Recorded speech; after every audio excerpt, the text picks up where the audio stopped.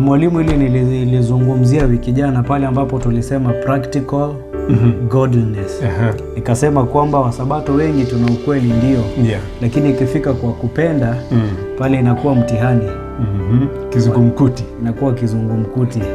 Ukweli tunao. Ukweli huu pekee huwezi ukatuokoa, kwa sababu iwapo tumepungukiwa kwa upendo ambapo tumesema Mungu ni upendo.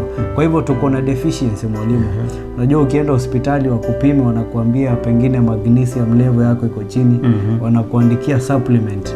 Kuna kitu ambacho unapaswa kula ili viwango vyako vya magnesium viwe juu.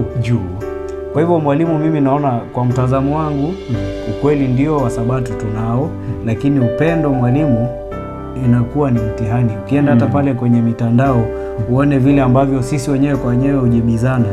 Mwalimu, utaona kweli hawa watu ni watu ambao hawapendani.